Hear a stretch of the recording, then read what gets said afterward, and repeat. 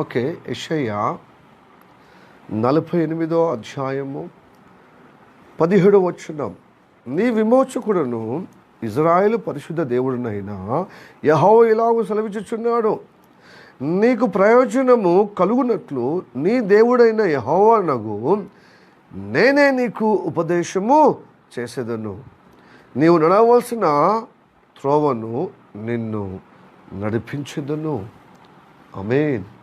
ఈ వాక్యం చేత దేవుడు మనతో మాట్లాడి ఆశీర్వదించునుగాక. ఆమేన్. ఈ వాక్యము విందాం. విమోచకుడు అంటే తెలుసా అండి, మనని తప్పిదముల నుంచి వెళ్ళి చీకటి బ్రతుకుల నుండి కష్టముల నుండి విడిపించేదే విమోచన. ఇంకా చక్కగా తిరుగు లేకుండా చెప్పాలంటే మన పాప శాపము కలిగిన ఆ తత్వము చీకటి బ్రతుకు, దరిద్ర బ్రతుకు, ప్రయోజనం లేని నిస్సారమైన బ్రతుకు, నిర్జీవమైన బ్రతుకును సజీవంగా మార్చుటకు యేసయ్య పరిశుద్ధంగా పుట్టి మన పాప దోషమంతా తన మీద వేసుకొని మనల్ని విడిపించడమే విమోచన. దాన్ని ఏమంటారు చెప్పండి? విమోచించాడనమాట. దుష్టత్వం నుండి, దుర్మార్గత్వం నుండి, చెడ్డ నుండి, పాపం నుండి, మన ఖరాబు నుండి, జీవం నుండి సజీవంగా, క్షేమకరంగా, ప్రయోజనకరంగా. హల్లెలూయా.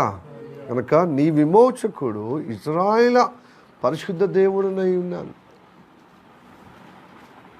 ఎలోహిమ్ అంటే ఏంటిది? ఇజ్రాయిల్ అంటే ఇజ్రాయేల్ దేవుడే దేవుడు, ఆయన సృష్టికర్త, జీవముల దేవుడు. హల్లెలూయా. ఇర్మియా గ్రంథంలో 10వ అధ్యాయము 10వ వచనం చదవండి. యెహోవానే నిజమైన దేవుడు, ఇజ్రాయేల్ దేవుడే యెహోవా. యెహోవాయే నిజమైన దేవుడు, ఇజ్రాయేల్ దేవుడు యెహోవా. యెహోవానే నిజమైన దేవుడా, ఆయనే జీవముల దేవుడు. దేవుడు సదాకాలము రాజు. ఈ భూమండలానికి, ఈ విశ్వానికి, ఈ లోకానికి ఆయనే రాజు. ఆయన ఇజ్రాయేల్ దేవుడు, ఆయన పరిశుద్ధ దేవుడు. ఏం చెప్తుందో తెలుసా? మనకందరికట ప్రయోజనకరంగా ఉండటకు నేను విమోచించాను. ఎందుకు విమోచించి చెప్పండి? మనని మొద్దులుగా, గద్దలుగా, ఎందుకు పనికిరాని సమట దద్దముల్లాగా కాదు మనం రక్షించింది, మనం విమోచించింది. ప్రయోజనకరంగా ఉండాలి. ఏముండాలి చెప్పండి? ప్రయోజనము. మీరందరూ ప్రయోజనకారకులుగా ఉండటం. దేవుని బిడ్డలారా, దేవుని వాక్యం వింటున్న దేవుని బిడ్డలారా, దినంలో చెడ్డవి కనుక సమయాన్ని వృధా చేసుకోవద్దు.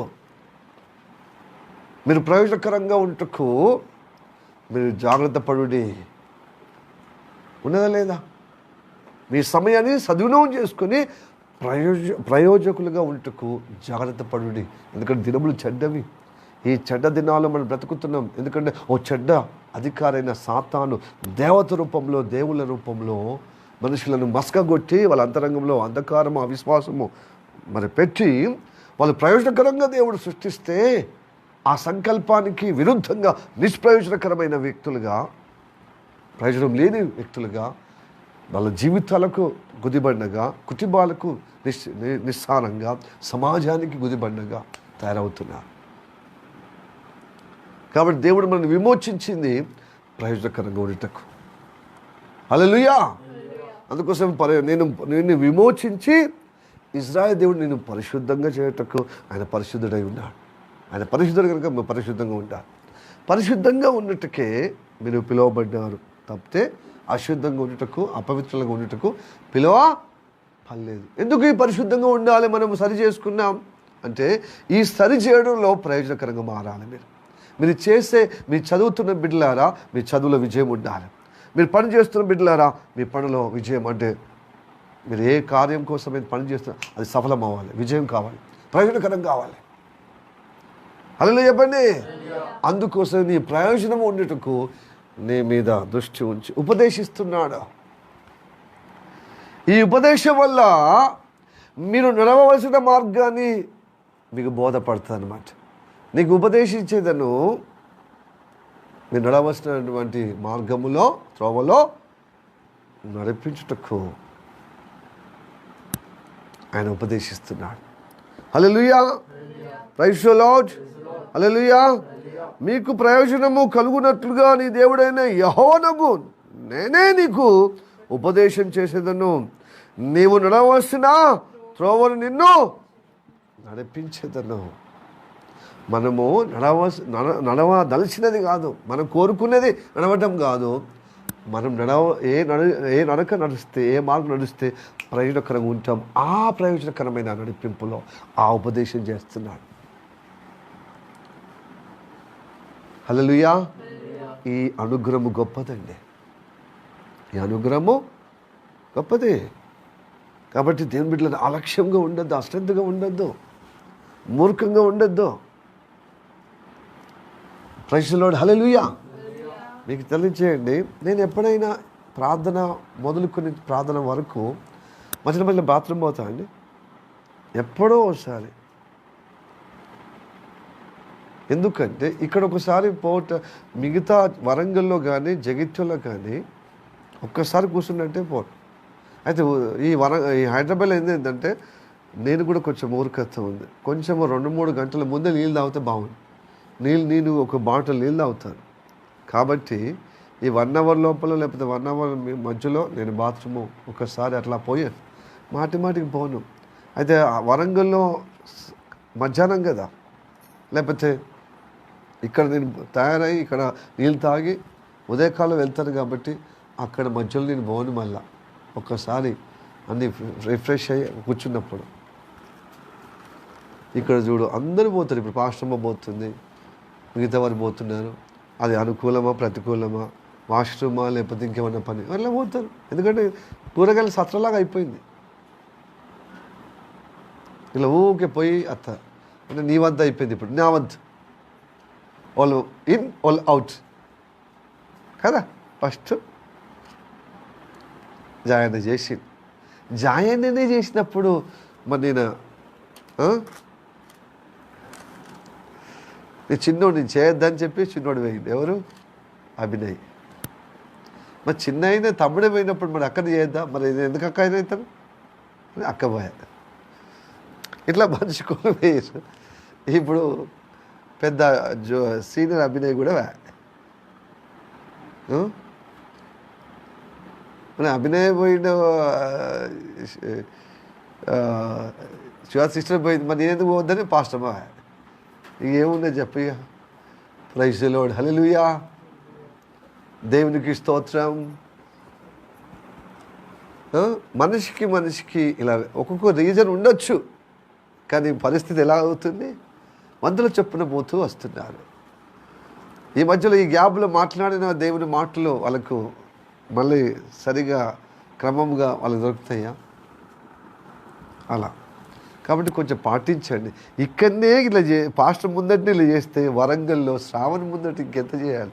శ్రావణ మంచోడు సంచోడు. ఎందుకంటే పాస్టర్ కంటే స్ట్రిక్ట్గా ఉండడు, అలా గద్దించడు, కోప్పడు, హెచ్చరిక చేయడు, అందరినీ చూస్తాడు. ఏదో ఆయన గద్దించినా కోప్పడినా మామూలుగానే ఉంటుంది. జగిత్యాల్లో శాంత సిస్టర్ ఉంటుంది, ప్రేమగలది, మంచిది. నేను గద్దించుటకు ఆమె ఆస్మాన్ పారకూడదు అనమాట. నేను గద్దిస్తే పాస్టర్ అంటే మాకు గద్దిస్తే ఏంటి రిజల్ట్ ఉండేది?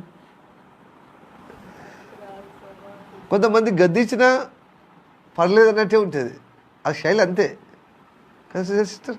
నా స్టూడెంట్ కొంచెం గద్దించిన అది పెద్ద అటంబాంబు పెట్టినట్టు, పర్వతమే బద్దలైనట్టు, షార్ప్ మొత్తం కత్తి మెడ అటు మండం ఇటు అట్లుంటుంది గద్దింపు, అట్లుంటుంది హెచ్చరిక. స్ట్రాంగ్ ఉంటుంది కదా, భలే గొప్ప స్ట్రాంగ్. మళ్ళీ ఇంకోసారి చర్చికి రావద్దనే విధానం ఉంటుంది కదా. కొంతమంది ఎంత గద్దించినా సుకుమారంగా, శుతిమెత్తగా, పర్వాలేదు మా అక్కనే కదా, మా తల్లే కదా, మా చెల్లే కదా, మా సహోదరే కదా, మా సంఘ బిడ్డనే కదా, మా మామ అన్నట్టునే ఉంటుంది. కొంతమంది గద్దిస్తే మాత్రం మనోడు కాదు, మన పాస్టర్ కాదు ఇట్లా చేస్తాడు. మరి అలా పాస్టర్ ఎట్లా చేస్తాడు? అని ఇట్లాగా ఉంటుంది. మన తండ్రి ఎదిగిలా చేస్తాడా? మన తండ్రి కాదు, ఇలాగ పోతుంది అన్నమాట. ఈయన కవిత అంటుంది, మీ తండ్రిని గట్లా మాట్లాడచ్చా? మన మనిషి కాదు, మన మనిషి అది. ఇది చక్కగా తిరుగుతుంది సోషల్ మీడియాలో. అన్నప్పుడు తండ్రిని పట్టుకుని గంత అనొచ్చా? తండ్రి కడుపున ఊడుతావు, తండ్రి పెట్టిన పార్టీలో చేరుతావు. తండ్రి పెట్టిన భిక్షనే కదా నీ రాజకీయ భిక్ష కూడా. తెలంగాణ కోసం ఉద్యమం అంతమంది తండ్రి ముందట పెట్టే ఉద్యమం లేవనెత్తినావా? తండ్రి ద్వారానే కదా. మెల్లగా రక్త సభలు వచ్చారు. ఫస్ట్ ఉద్యమకాలంలో మొదలుపెట్టారు. అది కేసీఆర్ మంచిగా కలిసి వచ్చింది. దాన్ని కుదుపు అంటే చాలా నివురు కప్పి నిప్పులాగా ఉన్నటువంటి ఆ తెలంగాణ భావజాలం కేసీఆర్ నాయకత్వం ద్వారా అయితే అందరూ మరి ఉద్యమకారులు కేసీఆర్ చేతిలో పెట్టారు. ఇక నువ్వే నాయకుడు. అట్లా ఆయన కృషికి ఈ ఉద్యమకారుల యొక్క కమిట్మెంట్, అట్లా ఉద్యమం స్టార్ట్ అయ్యి ప్రబలే పీక్ లెవెల్గా ప్రబలుతుంది. ఇక అచ్చుడే, ఇక లేకపోతే సచ్చుడే. ఇక ఏ ప్రభుత్వం అయినా, ఏ కేంద్ర ప్రభుత్వం అయినా కదా. అలాంటి సమయంలో వీళ్ళు వచ్చారు. అన్న చెల్లె.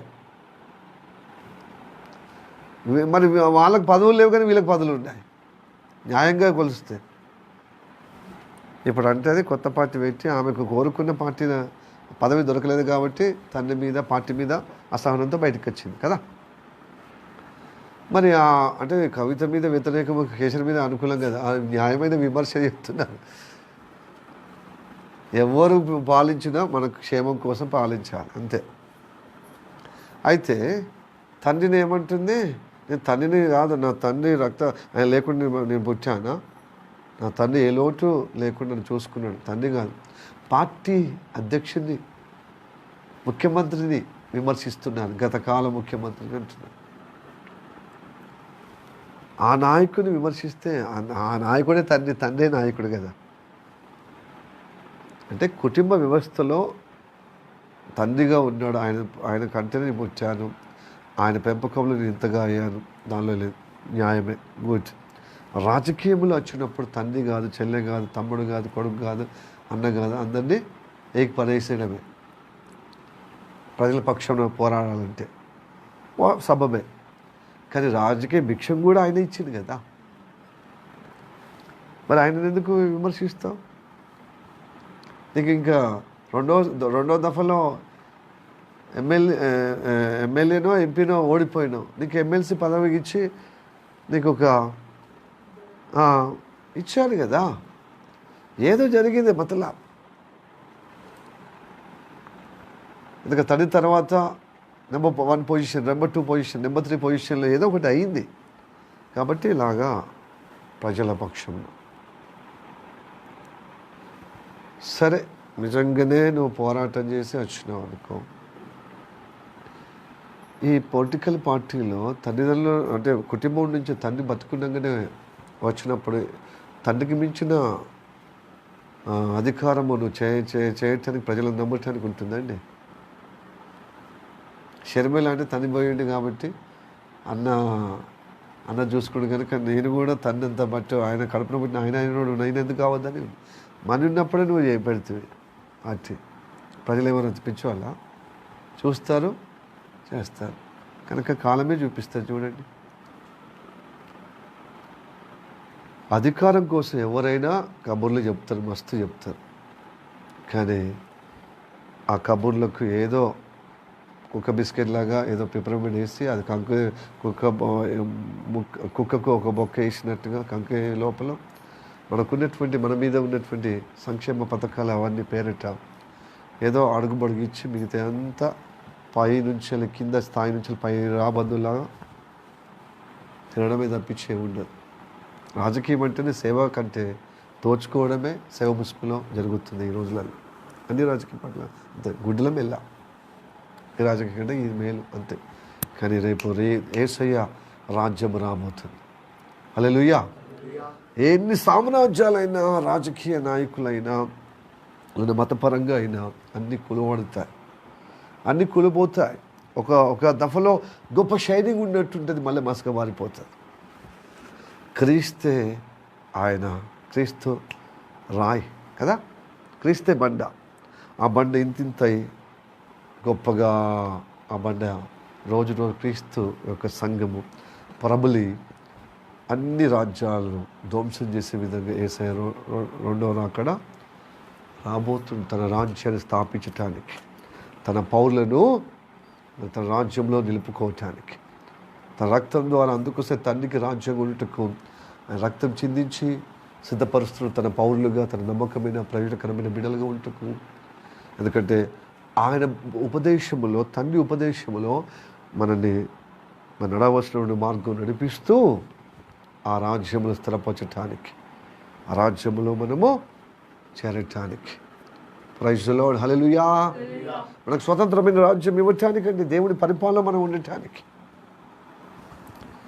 ప్రియ దేవుని బిడ్డలారా, అందుకోసమే నీకు ఉపదేశించేదను, నువ్వు నడవలసిన మార్గాన్ని నీకు బోధించేదను, నీ మీద దృష్టి ఉంచి నీకు ఆలోచన చెప్పేదను. కీర్తన 32వ కీర్తన 8వ వచనం దావీదు. ప్రియ దేవుని బిడ్డలారా, ఆడ కూడా ఏమున్నది, నీకు ఉపదేశము చేసేదను, నీ నడవలసిన మార్గాన్ని ఆ త్రోవలు నడిపించుటకు నీకు బోధించేదను, నీ మీద దృష్టి ఉంచి నీకు ఆలోచన చెప్పేదను. హల్లెలూయా. ఇవన్నీ చేయటానికి ఏం తెలుసా, నీకు ప్రయోజనకరంగా మార్చటానికి. ప్రియా దేవుని బిడ్డలారా, ప్రయోజనకారకులు కావటానికి. దేవునికి స్తోత్రం. హల్లెలూయా, హల్లెలూయా. నీ జీవితం ప్రయోజనం ఇవ్వటానికి దేవుడు 10 మందికి ఆశ్చర్యకరంగా నీవు ఉండటానికే దేవుడు నిన్ను సిద్ధపరుస్తున్నాడు కనుక ఆయన ఉపదేశిస్తున్న ఈ బోధ ఎందుకు తెలుసా, నీవు నడవలసిన మార్గములు నడిపించటానికి. ప్రియా సహోదరి సహోదరుడా, ఈ మార్గంలో నువ్వు నడిచినప్పుడే దేవుని బిడ్డగా, దేవుని రాజ్య పౌరుడిగా ఉండగలుగుతావు. దైవ పరిపాలనలో నువ్వు స్థిరపడతావు. ఇప్పుడు పరోక్షంగా ప్రత్యక్షంగా ఆయన పరిపాలన ఉండటకు ఇష్టపడతావు. ఎందుకంటే ఆయన పరిపాలనలో సమాధానము, క్షేమము, నెమ్మది, నీతి, న్యాయము, ధర్మము, పరిపూర్ణత ఆ వెలుగులు నింపబడతా. దేవునికి స్తోత్రం. హల్లెలూయా. కాబట్టి నీకు రుచి చూపిస్తున్నాడు అనమాట. ఈ లోకంలో, ఈ దుష్ట లోకంలో, ఈ దుర్మార్గమైన రాజకీయ మరి సంఘర్షణలో క్రీస్తు ప్రేమ చేత దేవుని బోధిస్తున్నాడు. నువ్వు ప్రయోజనకరంగా ఉండాలి. చూడు, దేవుని పరిపాలన, మనుషుల పరిపాలన ఎట్టిదో, కుల పరిపాలన ఎట్టిదో, మత పరిపాలన ఎట్టిదో, రాజకీయ పరిపాలన ఎట్టిదో, ప్రాంతీయ పరిపాలన ఎట్టిదో, ఇదిగో మతపరమైన పరిపాలన ఎట్టిదో చూపిస్తున్నాడు. నీకే పరిపాలన నీకు ప్రయోజనకరం ఇవ్వదు. ఈ పరిపాలన, క్రీస్తు పరిపాలన నీకు ప్రయోజనకరంగా ఉండటకు ఫస్ట్ ఆయన ఉపదేశము వింటే నువ్వు నడవలసిన మార్గములో నీకు నీకు క్షేమం కలుగునట్లుగా, ప్రయోజనకరం కలుగునట్లుగా, ఆయన రాజ్యముగా పరిపూర్ణతగా ఉండటకు నేను పిలుస్తున్నాను. Hallelujah. Praise the lord. Israel ప్రజలు ఐగుప్తు దేశంలో కొన్ని సంవత్సరాలు ఉన్నప్పుడు వాళ్ళు క్రమేపీ వాళ్ళ పరిస్థితి దిగజారిపోతుంది. ఎందుకంటే బతకచ్చిన వాడివి బతకచ్చినట్టు ఉండాలి. మేము ప్రయోజనకరంగా ఉండాల్సిన మేము రోజుకు మేము బలహీనమైపోతే మీరు హెచ్చబడుతున్నారు, ప్రయోజనకరంగా అవుతున్నారు. ఈ ప్రయోజనం ఎంతవరకు మీకు ఉంటుందో అని చెప్పి వాళ్ళు దుష్ట మనసుతో ఐగుప్తులందరూ వాళ్ళని ఘోరంగా హింసిస్తున్నారు. ప్రబలకుండా, ప్రయోజనకరంగా ఉండకుండా, దీని వాగ్దానం నెరవేర్చబడకుండా వాళ్ళని అంచుతున్నప్పుడు మొరపెడుతున్నారు.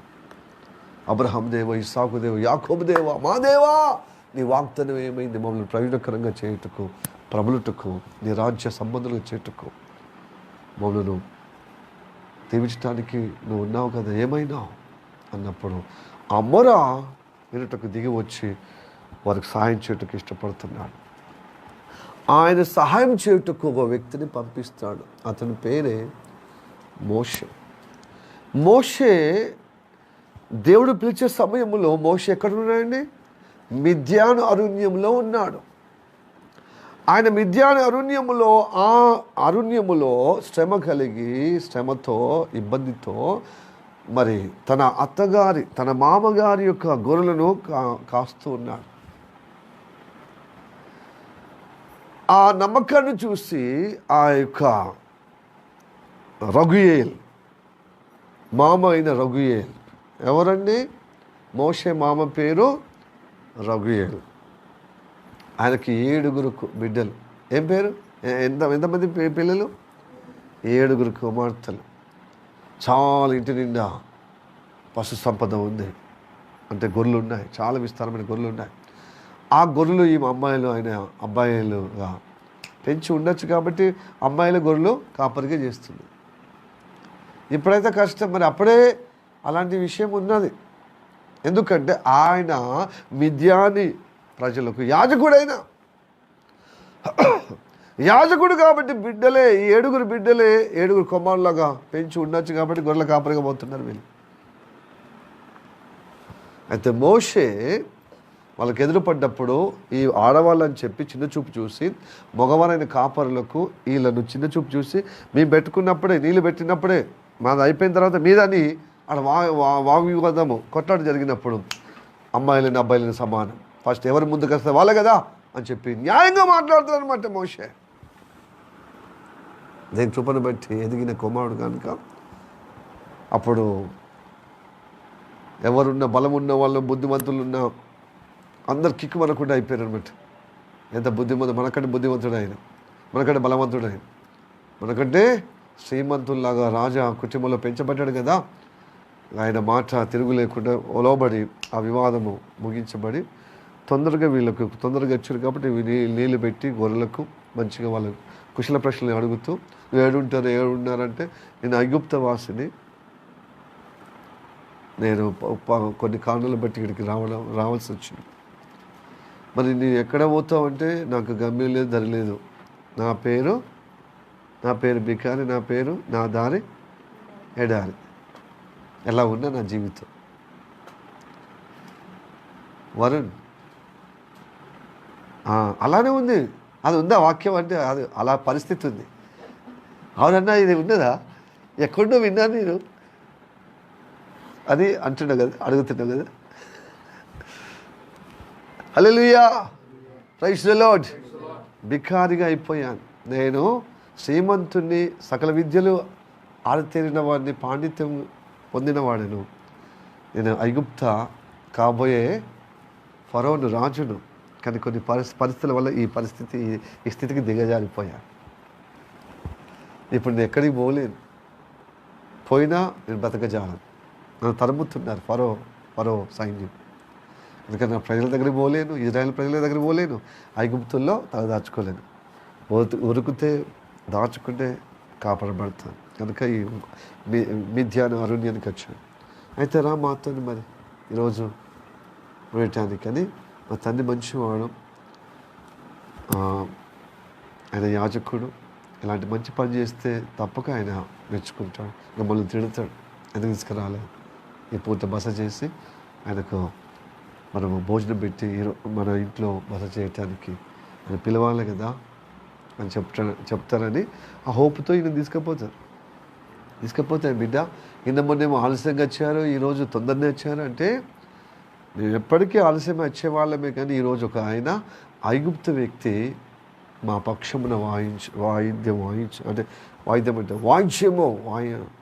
వాద్యమాడి ఆ కొట్లాడి వివాదం తొలగించి ప్రతిసారి అడ్డుపడిన ఆ కాపర్లు ఉన్నారే, మగ కాపర్లు, వాళ్ళతో వివాదము అంటే వాళ్ళకు అడ్డుపడి మాకు ఎవరు తొందరగా వస్తే వాళ్ళు నీళ్ళు పెట్టే విధంగా ఈ వ్యక్తి మాకు సహకారంగా ఉన్నారు.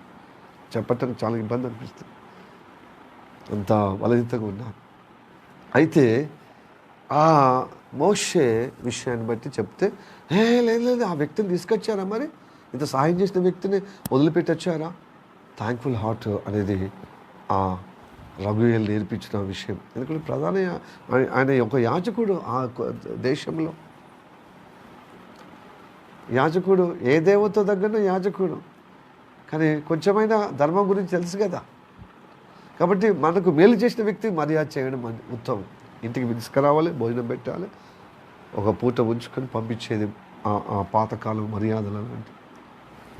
ముక్కు తెలియకున్నా కానీ మనకు సాయం చేసేది కాబట్టి మనమే మన బంధువు, మనవాడు. ఇక్కడ మనవాడు అని చెప్పి ఆయన సాయం చేసినప్పుడు మనవాడని మనము హక్కును చేసుకొని మనం ఒక బస మనం అతిథి సత్కారం ఇస్తే ఎంత మంచిది, అది మంచి కృతజ్ఞత కదా అని చెప్పి లేదు అయ్యో నాన్నగారు తీసుకొచ్చినప్పుడు తీసుకొచ్చి ఆ ఇంట్లో బస చేయడం మొదలుపెట్టాడు. అయితే ఈ రగుయేలుకు ఇంకో పేరు ఇత్రో.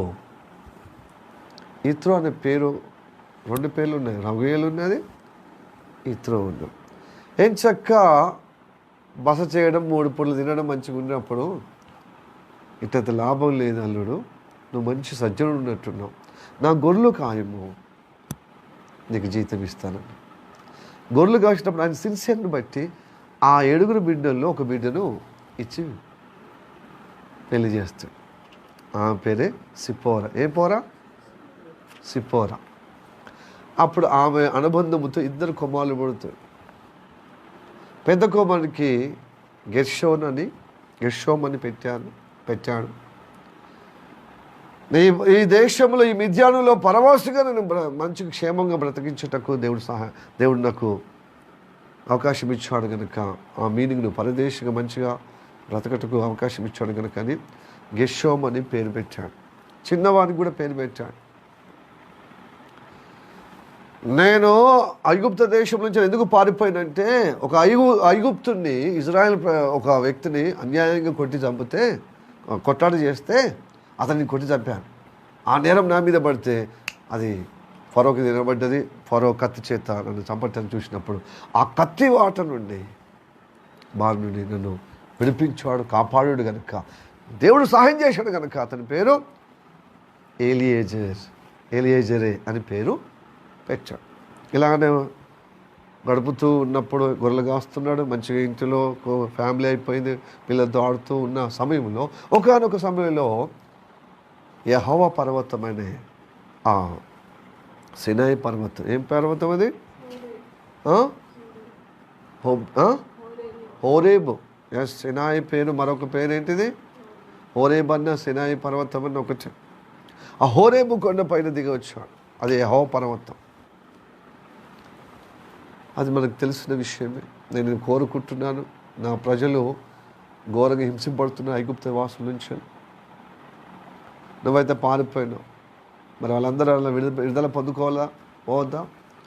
కనుక వాళ్ళని విడిపించటానికి నేను పంపిస్తున్నాను నా పేరిట, నా తరఫున, వాళ్ళు నువ్వు సహాయం చేయబో అన్నప్పుడు వెళ్ళాడనమాట. భార్య పిల్లలు వెళ్ళినప్పుడు మార్గం మధ్యలో ఒక సత్రములో బస చేసి ఉన్నప్పుడు దేవుడు అతను చూశాడు. ఎందుకంటే నా మాట విని ప్రజలు మంచిగా ఉన్నారు, కానీ నా మాట విని నువ్వు సున్నతి చేసుకోలేదు, నీకు చిన్న కొమ్మలు సున్నతి చేయాలి అన్నప్పుడు సున్నతి చేసినప్పుడు దేవుడు ఆ నిబంధనలో నీవు ఇప్పుడు నేను చెప్పినట్టుగా విన్నావు అని చెప్పి నడిపిస్తాడు. నడిపించుడు ఇప్పుడు భార్య పిల్లలతో వెళ్ళాడు. తన అన్న కూడా వచ్చాడు ఆ సమయానికి. అన్న తమ్ముడు ఫ్యామిలీ అన్న మోషే పిల్లలు మంచిగా వినాలి. హలో, నాకు అవస్థ అయినా అనారోగ్యమైన ఎండ దాకి వడదెబ్బ దాకి అయినా కానీ ఈ వాక్యం చాలా ప్రాముఖ్యం, వినాలే. Hallelujah, praise the lord. ఇప్పుడు నాకు ఎంతో చెప్పాలని ఆతృత, వినాలి ఆతృత. ఇట్లా ఎందుకు నిద్రపోతున్నా? Hallelujah, praise the lord, praise the lord, hallelujah. ఎందుకంటే ఇది ప్రయోజనకరమై ఉన్నది ఈ వాక్యము, ఈ సందేశము, ఈ ఉపదేశం. ఎందుకంటే మనం నడవలసిన మార్గంలో బోధించడానికి ఎందుకు ఉపదేశిస్తున్నాడు అంటే ప్రయోజనకరము ఉంది కాబట్టి వినాలి. అయితే అక్కడ వెళ్ళిన తర్వాత ఇతడు అనుకున్నట్టుగా పరిస్థితి తారుమారైంది. ప్రభువు చెప్పుతున్న మాట చెప్పంగానే ఫరో విడిపిస్తాడు అనుకున్నాడు అన్నమాట. అసలు ఫరో దగ్గరికి వెళ్ళి దేవుడి మాట చెప్పంగానే అసలు సమస్య ఇంకా రెట్టిపోయిందా కాలే, ఎక్కువ అయిందనమాట ఇజ్రాయెల్ ప్రజల్లో. కానీ అయ్యా బాబోయ్, ఇజ్రాయెల్ ప్రజలే చాలా ఇబ్బంది పడుతున్నారు అని చెప్పి మోషే సుఖంగా బతికిన వ్యక్తి ఎక్కడ? అత్తగారింటికి, మామ దగ్గర. కాబట్టి నేనైనా పడతాను, ఎందుకంటే ఇజ్రాయెల్ ప్రజలు కనుక నన్నే దేవుడు నడిపిస్తున్నాడు, లీడర్గా మరి నువ్వు ఉండాలి, నీ నాయకుడిగా నేను నడిపిస్తా అన్నాడు. కాబట్టి నేను ఉండక తప్పది ఈ ఐగుప్తు దేశంలో, నా ప్రజలతో పాటు నేను ఉండాలి దేవుడు కార్యము నెరవేర్చడానికి. అయితే నా భార్య పిల్లలకి ఇబ్బంది అవుతుందని చెప్పి ఏం చేసి తెలుసా, అలా భార్య పిల్లలు ఉంటే ఇజ్రాయెల్ ప్రజలు ఎట్టి చాకరీ చేసినట్టుగా వీళ్ళు కూడా చేయాల్సింది కదా, అని ఇబ్బంది అవుతుందని చెప్పి భార్య పిల్లలు ఎక్కడ పంపించానండి, మళ్ళీ మామ దగ్గరికి. కొంతమందికి పరిచర్య చేసేవాళ్ళు దేవుడు చూపే స్థలంలో కష్టతరం అని చెప్పి కొత్తగా పోతారు. ఆడిపోయిన తర్వాత చాలా తిండి తిప్పల సౌకర్యం తిప్పల ఉన్నప్పుడు ఏం చేస్తారు, వెంటనే మళ్ళీ అత్తగారింటికి పంపిస్తారు. అట్లా భార్య పిల్లలు ఎక్కడికి పోయి అడిగిపోయి కొంచెం కొన్ని రోజులు ఉండు, ఇక్కడ నీకు బాగా స్థిరపడిన తర్వాత, కొంచెం చేదిరిన తర్వాత, కొంచెం పరిచర్య అనేది ఒక కొలిక్కి ఒక ఆకారం వచ్చిన తర్వాత మళ్ళీ భార్య పిల్లల్ని పట్టుకొచ్చుకుంటా అని ఒక ప్లాన్తో పోతారనమాట. ఆ కష్టమో నిట్టూరుపో, నువ్వెలా కష్టపడుతున్నావు భార్య పిల్లలు కూడా చూడాలి కదా, అది వింకితం ఉండేదన్నమాట. మోషే పరిచర్య బాగా చేస్తారు. హల్లెలూయా, ప్రైజ్ ది లార్డ్. గవర్నమెంట్ ఉద్యోగస్తులు ఒక ప్రాంతంలో ట్రాన్స్ఫర్ అయితే ఆడ రూమ్ చూసుకున్న తర్వాత సామాన్ అంతా చదివిన తర్వాత భార్య పిల్లలు తీసుకుపోయినట్టు. ఆడ మంచిదో చెడ్డదో మరి అక్కడ ఎంప్లాయీస్ వాతావరణం ఎట్లున్నది, పూలు ఉందా ఎండ ఉందా, అక్కడ దెబ్బ ఉండదా, అక్కడ కూరగాయలు ఎట్లున్నాయి, అక్కడ మనుషులు ఎట్లున్నాయి, అంతా సర్దు మణిగిన తర్వాత అంతా కలిసి వచ్చినట్టుగా ఉంటే అప్పుడు భార్య పిల్లలు తీసుకుపోదాము. ఇలాంటి చాలా సర్వసాధారణంగా లోకంలో అందరూ ఇదే అభిప్రాయం కలిగి ఉంటారు. అవునా కాదా? మరి భార్య పేచి పెడుతుందేమో, పిల్లలు ఇబ్బంది పడితే ఆ భార్య పోరు ఇంతంత కాదు అని ఇలా కన్న ప్రేమ భార్యను ఇబ్బందిని బట్టి పోరుని బట్టి ఇలాంటి దురవస్థ వస్తుంది. ముందు జాగ్రత్తగా కొంతమంది మగవాళ్ళు సేఫ్ జోన్లో అత్తగారింటికి మామగారింటికి పంపిస్తారు. వేసిలో ఉండి అక్కడనే ఉండు, మంచి భవనంలో ఉండి అక్కడనే ఉండు. తల్లిదండ్రులు ఏ స్థితిలో ఉన్నా, అది గుడిసెలో ఉన్నా, డాబాలో ఉన్నా, ఎడంతస్తుల మేడలో ఉన్నా, సౌకర్యం కలిగిన పెద్ద భవంతిలో ఉన్నా, వాళ్ళు కష్టపడిన పిల్లలకు ఎంతో గారాబంగా పెంచుతారు కదండి.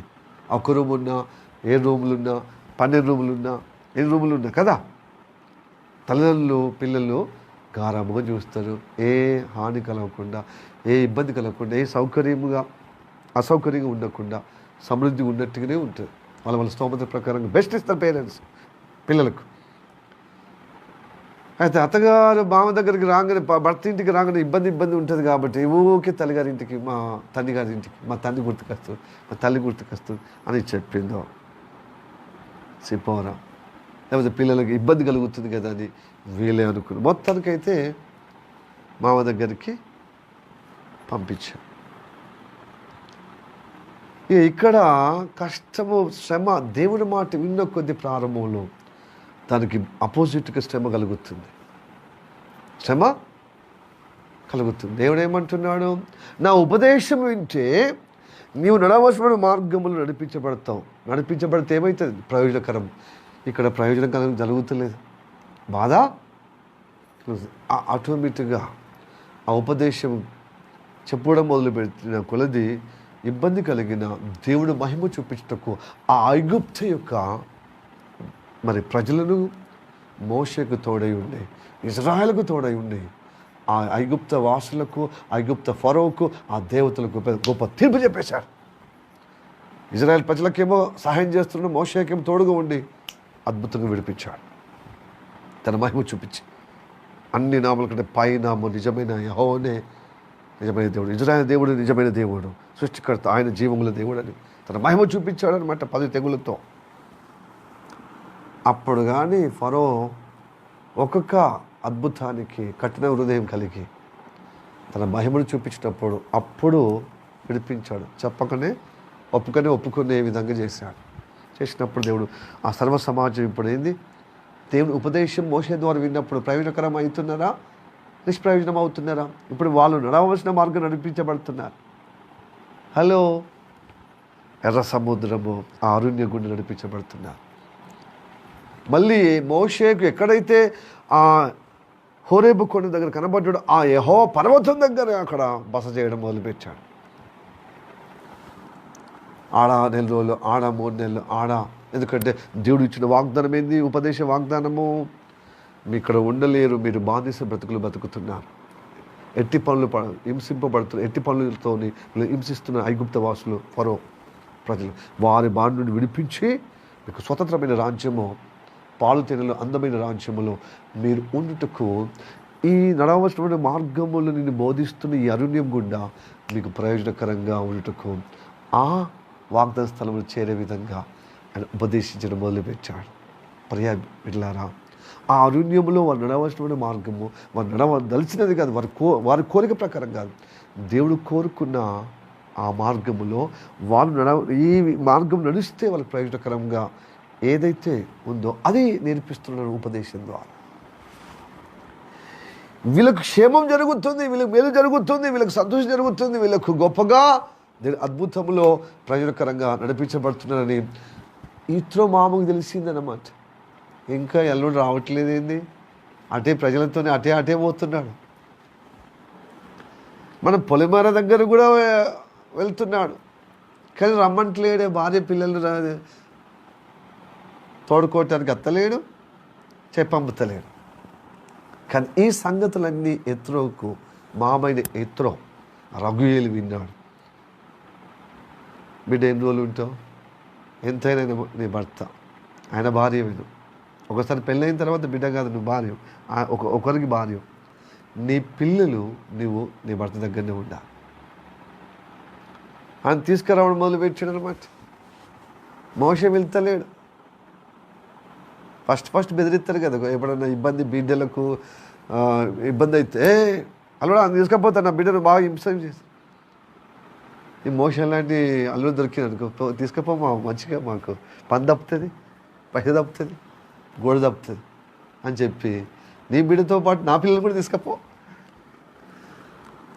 ఏదో బెదిరించే విధంగానో, లేకపోతే ఏదో ఆ పరిస్థితి, ఆ అసౌకర్యం, ఎండాకాలం అనో చలికాలం అని ఏదో తీసుకపోయి కొన్ని రోజులు 4 రోజులు మంచిగా తెప్పరిల్లు రండి అని. కొంతమంది ఉంటారు అల్లుళ్ళు, మంచిగా ఎక్కడైతే మంచిగా హాయిగా ఉన్నారు కదా భార్య పిల్లలు, అన్నీ ఉండని అని చెప్పి ఇతడు ఏకనిరంజన్లాగా చక్కగా ఉంటారు.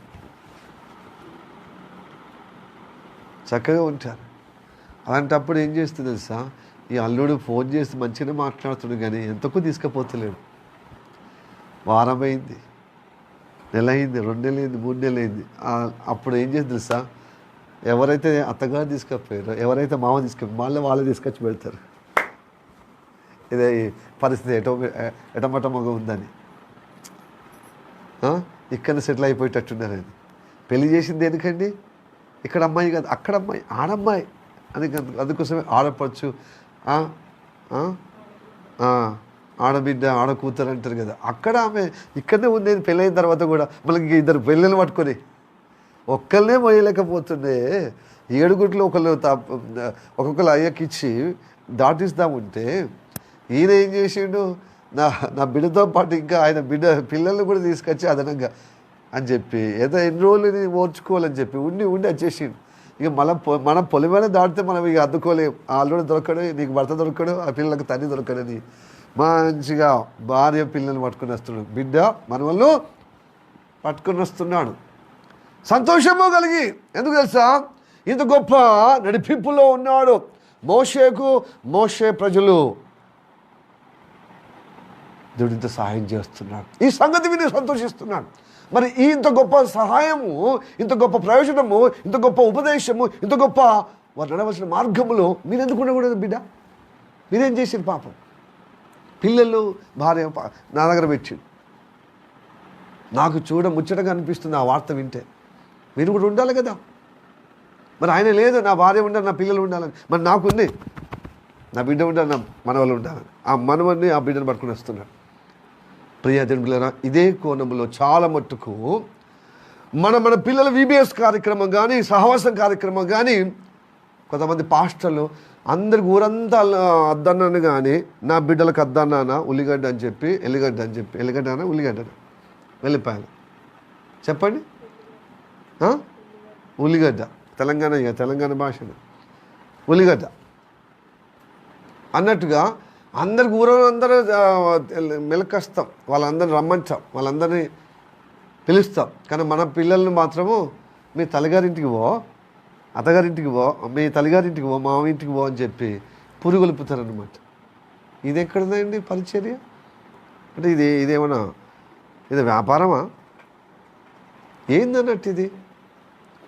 నీ బిడ్డలను ఫస్ట్ నిలబెట్టాలి, నీ భార్య పిల్లలను ఫస్ట్ ప్రయోజనకరంగా ఈ పరిచర్యలో, ఈ మినిస్ట్రీలో, ఈ VBS కార్యక్రమం కావచ్చు, సండే పరిచర్య కావచ్చు, ఈ మినిస్ట్రీ పరిచర్య, ఏ పరిచర్య దేవుడు నీకు అప్పచెప్పాడో, ఏ అభిషేకాన్ని బట్టి నేను పిలిచి అభిషేకం ఇచ్చి పరిచర్య చేసాడో ఆ దర్శనములో నీ పిల్లలు కూడా ఫస్ట్ పాలుభాగస్తులు కావాలి. అప్పుడే ఏ ప్రాంతంలో ఉంటే ఆ ప్రాంత వాసులు ఊరోళ్ళందరూ ఆ దర్శనానికి, ఆ పరిచర్యకు ప్రయోజనకరంగా ఉండుటకు ఆ బోధలో నడవలసినటువంటి మార్గములో, ఆ ఉపదేశంలో నడిపించబడాలి. ఇది క్రమం. అవునా కాదా? హల్లెలూయా, ప్రైజ్ ది లార్డ్. VBS కార్యక్రమం నిర్వహించబడినప్పుడు మనము మన పిల్లలు ఈ ఉపదేశంలో, ఈ నడవలసినటువంటి మార్గములో వాళ్ళు నడిపించబడుతున్నప్పుడే ప్రయోజనకరంగా నిలబడ్డారు. కాబట్టి ఊరోళ్ళ పిల్లలందరూ పిలుస్తున్నాం మనం. ఏ ప్రయోజనకరంగా జీవించాలి వీళ్ళు, వాళ్ళ కుటుంబానికి, వాళ్ళ పేరెంట్స్కి, వాళ్ళ సమాజానికి.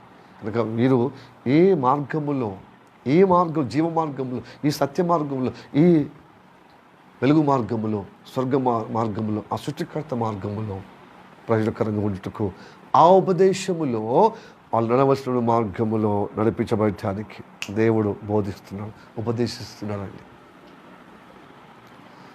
హల్లెలూయా చెప్పండి. హల్లెలూయా.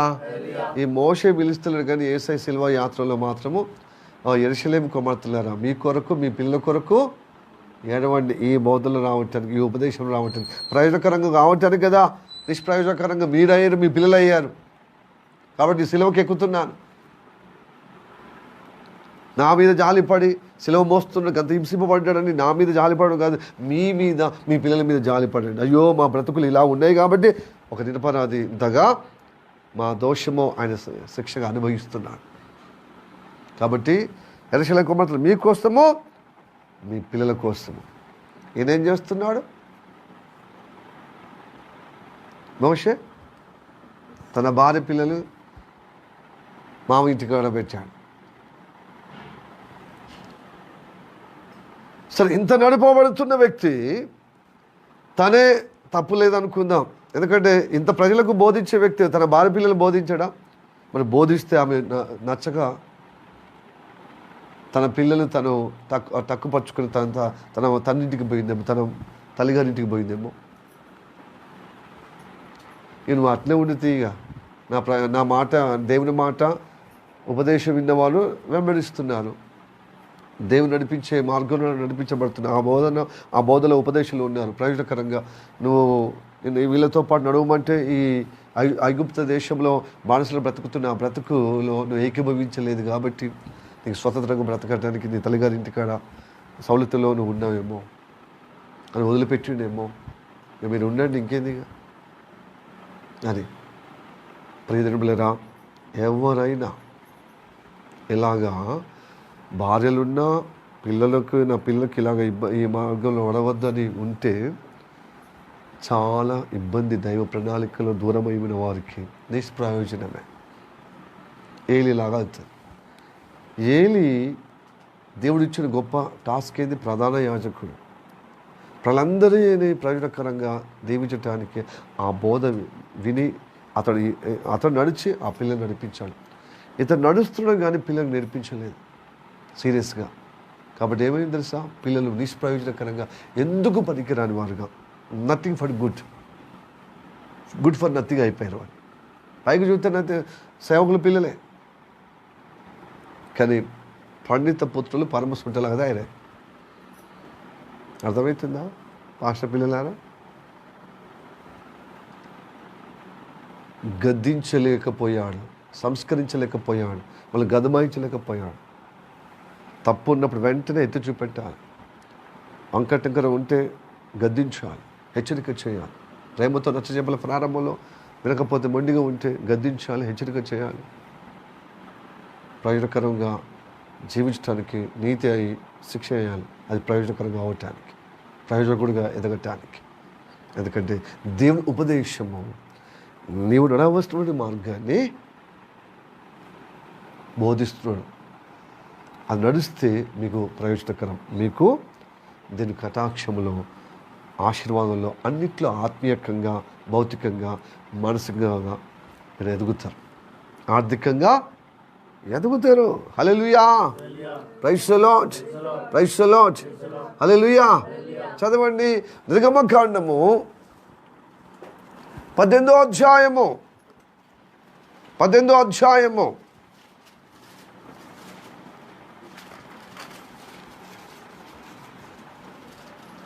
నిర్గమకాండం 18వ అధ్యాయం మొదటి 2 వచనాలు. దేవుడు మోషేకును తన ప్రజలైన ఇజ్రాయేలుకు చేసినదంతయు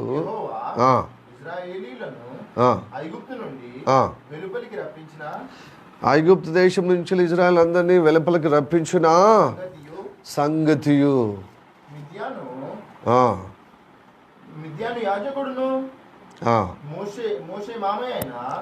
మిద్యాను యాజకుడైన మోషే మామ అయిన ఇత్రో విన్నప్పుడు మోషే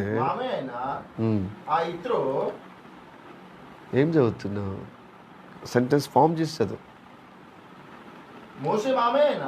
మోషే మామ అయిన తన యుద్ధకు పంపబడిన మోషే భార్య అయిన సిపోరాను ఇద్దరు కుమారులను తోడుకొని వచ్చెను. సంగతి వినా, లేకపోతే ఇతను పంపితేనే వచ్చిరా? సంగతి విని మామ తన భార్య పిల్లలు తీసుకుని వచ్చాడు మోషే దగ్గరికి. తన బిడ్డ మనవులను పట్టుకొచ్చాడు, అంటే మోషే భార్యను పిల్లలు పట్టుకుని వచ్చాడు. వచ్చి పంపుతాడు అనమాట. నేను వచ్చి ఉన్నాను, నేను భార్య పిల్లలను తీసుకుని వచ్చి ఉన్నాను. హల్లెలూయా, ప్రైజ్ ది లార్డ్. ఈ విషయం మనకు నేర్పిస్తుంది ఏందో తెలుసా అండి? దేవుని సహవాసములో నీ భార్య పిల్లలు కలవాలి. నువ్వు ఎంత నాయకుడైన మాత్రాన నీ భార్య పిల్లలు అద్దాయా? ఇంత ప్రజలను నడిపిస్తున్నావు, నువ్వు ఉపదేశిస్తున్నావు దేవుని ద్వారా. ఈ ఉపదేశము, ఈ బోధ వాళ్ళు నడవలసిన మార్గములో నడిచినప్పుడు మరి నీ భార్య పిల్లలు కూడా నడవాలి కదా. అందుకోసమే ఆ సావాసన, ఆ సమూహంలో, ఆ జనంలో కలిపేశారనమాట ఈత్రో మామ. అంత మాత్రమే కాదు, ఈత్రో మోషే యొక్క క్షేమ సమాచారం తెలుసుకొని ఒకరు క్షేమాచారం, ఒకరు ఇది క్షేమం పలుకొని సంతోషించి ఒక దగ్గర కూర్చొని అలా చెప్పు ఎట్లా మీ దేవుడు ఎలా చేసిందంటే ఐగుప్తులు సంభవించినటువంటి ఆ సంభవాలను పూసగుచ్చినట్టుగా అద్భుతాలను వాళ్ళ విడుదల పొందుకొని వాళ్ళ దేవతలను, వాళ్ళ ప్రజలను, వాళ్ళ ఫరోను ఏ విధంగా తీర్పు చెప్పాడో, ఏ విధంగా తన మహిమ చూపించి మనం విడిపించాడో ఆ సంగతి విన్నప్పుడు ఆ ఇజ్రాయేల్ మేలంతటిని గురించి విని సంతోషించి భయపరిచాడు.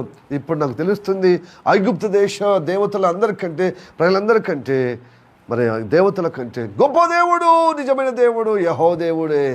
ఆ దేవుడు నాకు కావాలని చెప్పి ఏం చేసి తెలుసా? ఆ దేవునికి బలి అర్పించి, దహన బలి అర్పించి, బలులు అర్పించి దైవ సన్నిధిలో భోజనం చేయడం మొదలుపెట్టాడు. ప్రజలందరూ ఆరోను, మోషే, పెద్దలందరూ, ఇజ్రాయెల్ ప్రజలందరూ సమూహంగా భోజనం చేశారు. బలి అర్పించిన తర్వాత ప్రియా దేని బిడ్డలారా, బీబీఎస్ కార్యక్రమము అందరూ మన పిల్లలు, భార్య పిల్లలు అందరూ పాలు పొందాలి. హైదరాబాదులో అలాగైనా, వరంగల్లో అయినా. ఎందుకంటే ఇది గొప్ప ఆశీర్వాదం. ఎందుకంటే దేవుడు మనకు విమోచన చేసింది, మనల్ని పరిశుద్ధపరిచింది. ఎందుకు తెలుసు? ఆయన ఉపదేశములో మనం నడవలసిన మార్గములో ఆయన బోధ ద్వారా నడిస్తే మనం ప్రయోజనకరంగా ఉండటానికి, భార్య పిల్లలతో సహా ప్రయోజనకరము, కుటుంబాలు మన పిల్లలు, భార్య, యజమానుడు, భర్త, భార్య, యజమానుడు, యజమానురాలు, పిల్లలు అందరూ ప్రయోజనకరంగా ఉండటకు సర్వ సమూహములో, సర్వ సమాజములో పరిశుద్ధంగా మనము దేవుని మార్గం నడిపించబడాలి. హల్లెలూయా చెప్పండి, హల్లెలూయా. మనం నడుస్తూ వాళ్ళని నడిపించాలండి. భర్త అడుగుల్లో భార్యను నడిపించాలి. భర్త నడిపించినప్పుడు బాగా నడవాలి. భర్త అడుగుజాలు నడిస్తే పిల్లలు కూడా నడవాలి. ఇది దైవ అనుగ్రహం, దైవుని ఆశీర్వాదం. ఎందుకంటే ప్రయోజనకరంగా ఉండాలి. అదే అందుకోసం చెప్పాడు కదా సామెతలో, 22వ అధ్యాయము 6వ వచనం.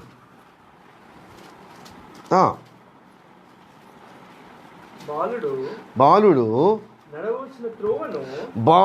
నడవలసిన త్రోవను వానికి నేర్పము, వాడు పెద్దవాడైనప్పుడు దాని నుండి తొలగిపోడు. అది అది అది ఈ ఉపదేశంలో అందుకోసమే ఈ యాత్రలో, ఈ ఆత్మీయ యాత్రలో భార్య, పిల్లలు, భర్త, యజమానులు, పిల్లలు అందరూ ఉండాలి దాంట్లో. అందుకోసమే పిల్లలందరినీ తీసుకొచ్చి ప్రయోజనకరంగా ఉండాలి, దేశానికి ప్రయోజనకరంగా, కుటుంబానికి ప్రయోజనకరంగా, వారి యొక్క భవిష్యత్తు జీవితంకు క్షేమకరంగా ప్రయోజనకరంగా ఉండటకు ఈ బోధ చేయడం, క్రీస్తు ప్రేమను పంచిపెట్టడం. ఎందుకంటే ఒక పాలు తేలు ప్రవహించే అందమైన దేశము ఎలాగ వాగ్దానం పూర్వకంగా ఇచ్చాడో కానాను దేశం, మనకు పరమ కానాను ఉంది. దేవుని యొక్క రాజ్యము, ఆ తీయటి మధురమైన రాజ్యము, ఆ పరిశుద్ధమైన రాజ్యము, ఆ రాజ్యాలు మనం చేరాలి. దేవుని యొక్క పరిపాలన మనము క్షేమకరంగా ఉండాలి.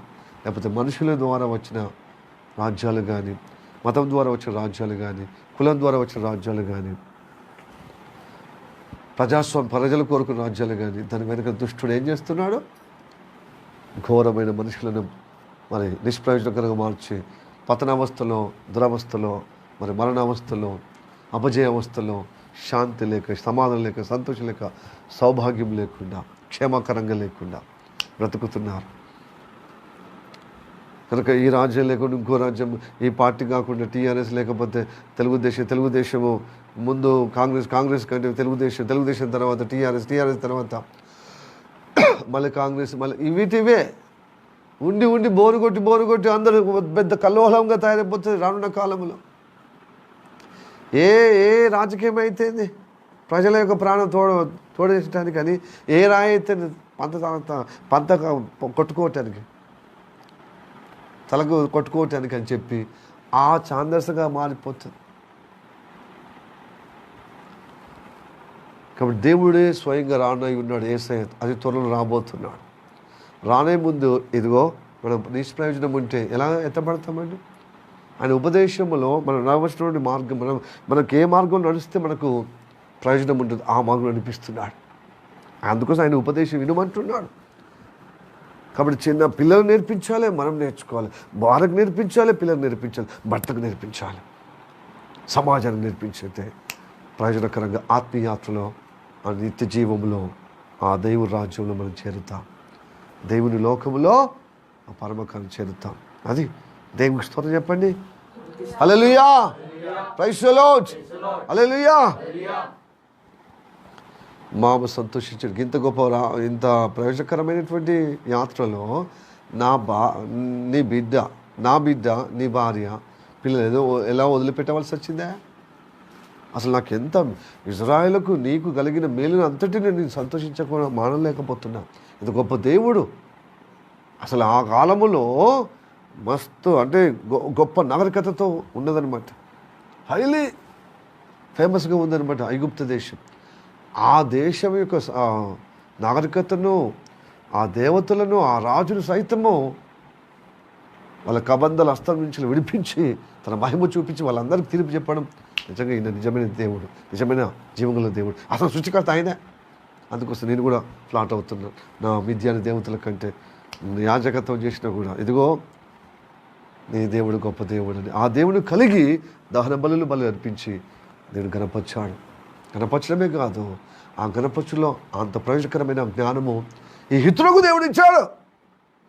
హల్లెలూయా, ప్రైజ్ ది లార్డ్. మోషే ఏం చేసి తెలుసా? ఈ సర్వ సమాజం యొక్క సమస్యలతో ఇబ్బంది పడుతుందే అని చెప్పి పొద్దున కూర్చుంటాడు, మబ్బులో 6 గంటలకు కూర్చుంటే మళ్ళీ నైట్ 11 అవుతుంది అనమాట.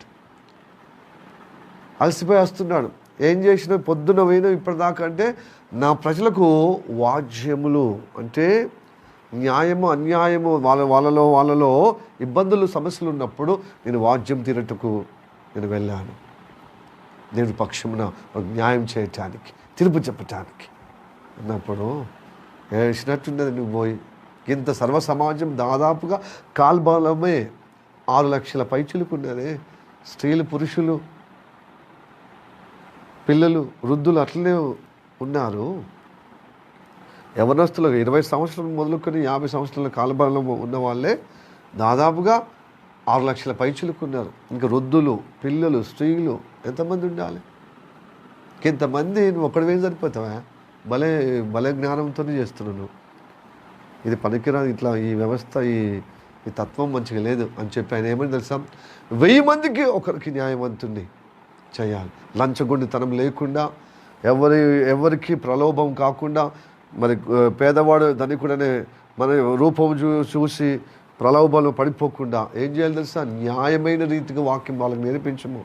మన అనవలసిన మార్గాన్ని ఉపదేశించు. ఫస్ట్ వాళ్ళగా ఉపదేశించినప్పుడు ప్రయోజనకరంగా, వాళ్ళు ప్రయోజనకరంగా మారిన తర్వాత ఏం తెలుసా, ఫస్ట్ సత్యము, న్యాయం అని ప్రేమ వాళ్ళకి కలిగించు. ఆ సత్యం, న్యాయం ఉన్న వారికి 1000 మందికి ఒకరికి నియమించు అధికారికి. ఆ న్యాయం, ఆ 1000 మందికి కఠినమైన ఒక ప్రశ్న వచ్చిందనుకో, వాళ్ళ జ్ఞానముతో వాళ్ళు న్యాయము తీర్చకపోతే ఈ 100 మందిలో మళ్ళీ సేకరించి 100 మందికి ఒక అధికారిని నియమించు. మళ్ళీ అట్లా 50 మందికి, అలా 10 మందికి, ఇలాగా 10 మందికి, 50 మందికి, 100 మందికి, 1000 మందికి ఒక నాయకుడి. ఆ 1000 మందిలో సాల్వ్ కాంది 100 మందిలో సాల్వ్ అవుతుంది. ఆ 100 మందిలో సాల్వ్ కాంది 50 మందిలో సాల్వ్ కావాలి.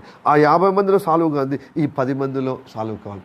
ఈ 10 మందిలో సాల్వ్ కాంది నువ్వు సాల్వ్ చేయి, నువ్వు పరిష్కరించు, నువ్వు తీర్పు చెప్పు. ఇది పద్ధతి.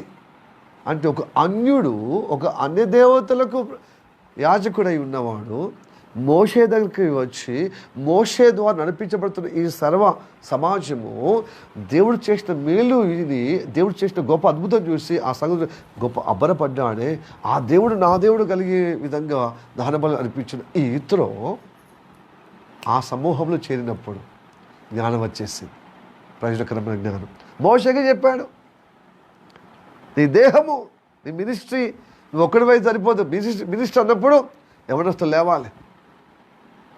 ఎస్, మినిస్టర్ అన్నప్పుడు లేవాలి. VBS కార్యక్రమం అన్నప్పుడు ఏం లేదు, కొందరు పాట నేర్చుకోవాలి, పాట యాక్షన్ సాంగ్ నేర్పించే విధంగా నేర్పించాలి. వాక్యము, ఆ పాఠాలు నేర్పించే విధంగా టీచర్లు నియమించాలి. ఇంకా ఆ కార్యక్రమాలు కొంతమంది వాళ్ళను కంట్రోల్ చేసే విధంగా చూసుకోవాలి, నీళ్ళు తీసుకురావాలి. రకరకాలుగా పరిచర్య ధర్మం కోసం వారి యొక్క క్యాపబిలిటీ, వారి యొక్క సమర్పణ బట్టి వాళ్ళు నియమిస్తే సక్రమం జరుగుతుంది VBS. మరి ఈ VBS ఇలా జరుగుతున్నప్పుడు సర్వ సమాజం ఎలా జరగాలి? కనుక నియమం ప్రకారంగా క్రమంగా ఉండాలి. అందరు పాస్టర్, అది పాస్టర్దే, పాస్టర్ కూడా ఇది నాదే అనుకుంటే ఏమైంది, వాసిపోతుంది. మొత్తం బౌలింగ్, బ్యాటింగ్, ఫీల్డింగ్ మొత్తం పాస్టర్ అంటే ఏంటిది? అది లాస్ట్కి పాస్టర్ ఏమన్నాడు మోషే, ఈ ప్రజలు ఏమన్నా నీకు అన్నానా, వీళ్ళ భారం నాకు వచ్చింది అని ఏడవలేదా? సరే, నువ్వు ఏడవకు మోషే, నీకున్నటువంటి భారములో 10 మందికి నేను పంచుతాను, యోగులైన వారికి నేను పంచుతాను. అది ప్రజలు హల్లెలూయా పంచుకోవాలి, దేవుని కార్యము.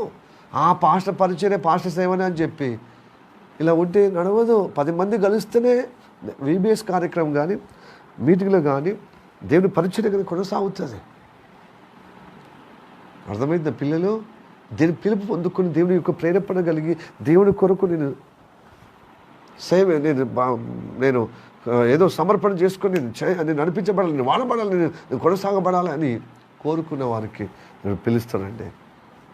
కొన్నిసార్లు దేవుడు డైరెక్ట్గా పిలుస్తాడు, కళ ద్వారా పిలుస్తాడు, వాక్యం ద్వారా పిలుస్తాడు, ప్రార్థన చేసినప్పుడు చల్లటి స్వరం ద్వారా పిలుస్తాడు. అది నువ్వు గ్రహించే ఆత్మీయ లెవెల్ ఉంటే, ఆత్మీయ అనుభవం ఉంటే, ఆ పరిణితి ఉంటే కొన్నిసార్లు పాస్టర్తో పిలుస్తాడు. తిమోతిని పాస్టర్ అంటే పౌలే పిలిచాడు, దేవుడు డైరెక్ట్ పిలవలే, పాస్టర్ పిలుస్తాడు. ఎందుకంటే పాస్టర్ పిలుపు దేవుడు అతనిలో ఉండి నన్ను పిలుస్తున్నాడని నమ్మాడు కాబట్టి నా నిజమైన కుమారుడుగా, అంత విశ్వాసంగా, శిష్యుడిగా ఎదిగి ఎదుగో 1వ పత్రిక 2వ పత్రికగా రాయబడి ఉన్నది. తిమోతి నమ్మకమైన, అసలు నేను ఉన్నట్టే అన్నాడు పౌలు భక్తుడు. నాకు ఎలా చేశారో ఈ తిమోతికి అలా చేయండి, నా కుమారుడికి, ఆయన దైవజనుడు అని చెప్పాడు. కాబట్టి ఇలాగా మనము ఎదుగుతూ ఉండాలి. హల్లెలూయా చెప్పండి, హల్లెలూయా. ఇది ప్రయోజనకరం అండి.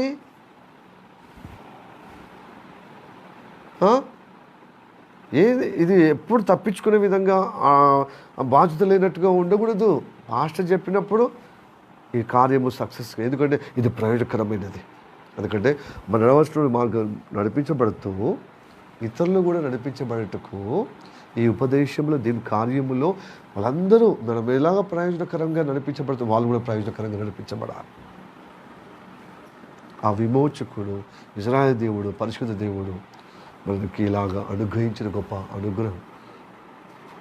హల్లెలూయా. అంతేగాని మంచి మంచి వాక్యాలు గోడల మీద పెట్టడము, క్యాలెండర్ మీద చూసుకొని మురిసి అబ్బా ఎంత వాక్యం అని చెప్పడం కదా, అది అనుభవంగా నడిపించబడాలి. అనుభవంగా నడిపించబడితేనే మనకు ఆశీర్వకరం. కాబట్టి బిడ్డలారా, ఈ వాక్యం వింటున్న వారులారా, చూస్తున్నవారు, చూడబోతున్న వారు దేవుని కృపలో నడిపించబడాలి.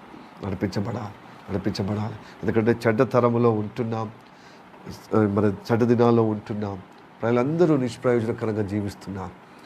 అందుకోసమే నెక్స్ట్ జనరేషన్ క్షేమంగా ఉండటకు, చిన్న పిల్లలను ప్రయోజనకరంగా ఉండటకు దేవుని ఉపదేశంలో ఈ 4 రోజుల మరి కథల రూపకంగా, లెసన్స్ రూపంలో, పాటల రూపకంగా, యాక్షన్ సాంగ్ రూపంలో, ఆట పాటల రూపంలో క్రీస్తు ప్రేమను మనం చూపిస్తున్నాం. ఇది దొడ్డ కార్యము, గొప్ప కార్యము.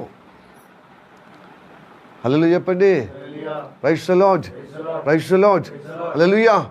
ఇతను ఒక అన్యుడికున్న భారము మోషేకు తన పిల్లల పట్ల, తన భార్య పట్ల లేకపోయింది. ఆ సాహసంలో అది కదా ప్రయోజనకరం. నేను కూడా పాస్టర్, నేను కూడా యాజకుడిని అని చెప్పి అక్కడనే ఉంచిండా ఇతను రఘుయేలు? మోషేకున్న దేవుడు నిజమైన దేవుడు. అసలు మా దేవతల కంటే గొప్ప దేవతలు ఐగుప్తు దేవతలు అనుకునే ఆ దేవతలనే మట్టి కనిపించిండే. ఆ కబ్జ నుంచి ఇశ్రాయేలు ప్రజలు విడిపించి తన మహిమ చూపించాడు. ఈయనే నిజమైన దేవుడు, ఈయనే అసలైన దేవుడు. హల్లెలూయా చెప్పండి. హల్లెలూయా. Praise the lord. ఇర్మియా లాస్ట్గా, ఇర్మియా 10 అధ్యాయము 11వ వచనం. వీరు ఇర్మియా గ్రంథమే కదా, 10వ అధ్యాయం కదా, 11. మీరు వారితో ఇలాగ చెప్పవలెను, ఆకాశమును భూమిని సృష్టింపని ఈ దేవతలు భూమి మీద నుండకుండాను ఆకాశం కింద ఉండకుండాను నశించిపోతాయండి. ఈ దేవతలంతా 3 నెలల ముచ్చట. అందుకని వాళ్ళ 3 నెలల ముచ్చట కాబట్టి ప్రజలందరినీ 3 నెలల ముచ్చటగా నింపేసి ఈ సుఖభోగులను వాళ్ళకు పురుగొలిపి ఉసుగొలిపి ఇష్టానుసారంగా స్వతంత్రంగా జీవించండి అని ఏదో కులము, ఏదో మతం అని చెప్పి ఏదో నియమాలు ఉన్నట్టుగా దేవుని డబ్బింగ్ చేసి దేవుని దగ్గర రాకుండా, ప్రయోజనకరంగా కాకుండా నాశనం పడేస్తున్నాయి. కాబట్టి అలాంటి దేవతల నుంచి విడుదల పొందుకున్న ఇజ్రాయెల్ ప్రజలు విషయంలో నడిపించబడుతున్నప్పుడు ఈ వార్త విన్న ఇత్రో తన బిడ్డను, తన మనవలను అనగా మోషే భార్యను, పిల్లలను తీసుకుని వచ్చి ఆ గుంపులో, ఆ సహవాసంలో, ఆ పరిశుద్ధ సమూహంలో చేర్చాడు. ఎందుకంటే దీని ఉపదేశంలో వాళ్ళు నడవలసిన మార్గంలో నడిపించబడుతున్నారు. ప్రయోజనకరంగా జీవించి దేవుని యొక్క వాగ్దాన స్థలములో చేరటానికి అతి అనుగ్రహం మనకు కలిగి నడిపించబడదు గాక. ఆమేన్. తల్లి వచ్చుకున్న నిమిషం ప్రార్థన చేద్దాం. సర్వశక్తిమంతుడానికి వందనాలు, స్తోత్రము తండ్రి. అప్పా, నా విమోచకుడా, ఇశ్రాయేలు పరిశుద్ధ దేవుడైన దేవుడు ఇలాగ సెలవిచ్చి ఉన్నాడు. మీకు ప్రయోజనం అవునట్లుగా నీ మీద దృష్టి ఉంచి నేను ఉపదేశించేదను, మీ నడవలసిన త్రోవలను నడుచుటకు అని వాక్యం ద్వారా మాతో మాట్లాడమయ్యా. అవును తండ్రి, కీర్తనలో కూడా 32:8 వచనం, నా ఉపదేశమును బోధించదను, మీ నడవలసిన మార్గములు నడిపించబడటానికి నీ మీద దృష్టి ఉంచి ఆలోచన చెప్పేదను. ఇవన్నీ ప్రభువా మా జీవితంలో నెరవేర్చబడటానికి అలనాడు ఇజ్రాయెల్ ప్రజలు ఐగుప్తు దేశం నుంచి ఎలా విడుదల పొందుకొని దేవుడు ఆ అరణ్య గుండా నీ ఉపదేశంలో వాళ్ళు నడవలసిన మార్గంలో ప్రయోజనకరంగా ఉండేటట్లుగా నువ్వు బోధించావయ్యా. వారిపైన దృష్టి ఉంచి నీ ఆలోచన పెట్టి దుష్టుని ఆలోచన, దుష్ట క్రియలు, దుష్ట మాటలు తొలగించుటకే అరణ్యం గుండా నడిపించావయ్యా. ఎందుకంటే వాళ్ళు ప్రయోజనకరంగా జీవించి వాళ్ళు వాగ్దాన స్థలము చేరటానికి అలాంటి ప్రయోజనకరులే నువ్వు తీసుకుపోతావయ్యా. ఎవరైనా ప్రయోజనకరమైన వాళ్ళే ఉద్యోగాలు పెట్టుకుంటారు అయ్యా, వారి ఇంట్లో పెట్టుకుంటారు, పనికి పెట్టుకుంటారు, వాళ్ళతో మా అనుబంధం కలిగి ఉంటారయ్యా. నిష్ప్రయోజనం ఉన్న వాళ్ళని ఎవరు ఏర్పరచుకోరయ్యా. అయితే నువ్వు ఇదివరకే మమ్మల్ని నిష్ప్రయోజనకరంగా ఉన్న మమ్మల్ని ఏర్పరచుకున్నావు, విమోచించావు. నీ ఉపదేశంలో మమ్మల్ని మేము నడవలసిన మార్గాన్ని బోధిస్తూ ప్రయోజనకరంగా మార్చుకొని నీ రాజ్యంలో చేర్చడానికి ఇష్టపడుతున్నాం. కాబట్టి నన్ను, మమ్మలను, మా కుటుంబాలను, భార్యలను, ఇదిగో భర్తలను, ముఖ్యంగా పిల్లలను ప్రభు స్తోత్రము తండ్రి, వారి బాల్యములో వారు నడవలసిన మార్గాన్ని బోధించమని పెద్దగా అయిన తర్వాత దాని నుండి తొలగిపోవడం సెలవిచ్చి ఉన్నాం. ఆ వాక్యం నెరవేర్చబడుగాక. మా సంఘం ద్వారా జరుగుతున్నటువంటి విబిఎస్ కార్యక్రమాలు హైదరాబాద్లో అద్భుతం జరిగించాం, అంతకంటే గొప్పగా వరంగల్ కూడా జరిపించాం. ఆ పిల్లలందరూ ప్రయోజనకరంగా మారటకు నీ ఉపదేశంలో, నీ బోధలో తలపుచ్చబడటానికే ప్రభా వారి త్రోవలో కుడి ఎడమలకు పోకుండా, దుష్టుని పాలు కాకుండా, దుష్టుని ఆలోచన వెళ్ళకుండా తను ఈ రాజ్యంలో చేరి ప్రభా అలాంటి చేరే బిడ్డలుగా ప్రభు ప్రయోజనకరంగా అందరూ వీటికి సాధించారు. దినములు చెడ్డవి కనుక సమయాన్ని వృధా పోనివ్వకుండా సద్వినియోగం చేసుకునే విధంగా ప్రయోజనకరకులు అందరూ కావాలి తండ్రి. నీ ఉపదేశంలో, నీ బోధలో తండ్రి అలాంటి మార్గం నడిపించుటకే ఈరోజు మాట్లాడవని నమ్ముచున్నా. నీ కృప నియంత్రణ నుండి గాక. అలనాడు మోషే ద్వారా ఎలా నడిపించబడ్డారో అలా మేము నడిపించబడదు గాక. ప్రార్థన వినేది కొద్దునా మా శరీరం ప్రాణమాత్మ నీకు అప్పచెప్తూ ఇంకా నువ్వు ప్రభు జగిత్తులో అద్భుతం చేస్తామని, హైదరాబాద్లో వరంగల్ కంటే గొప్పగా ఇంకా జగిత్తులు జరిగిస్తామని నమ్ముచున్నాం. ఇదిగో కృష్ణ అయ్యా ప్రభు, ఇదిగో పరిచయ బారిని బట్టి వందనాలు, నడిపింపుకై వందనాలు, దర్శనంకై వందనాలు. నీ కృప నిరంతరం నుండి గాక.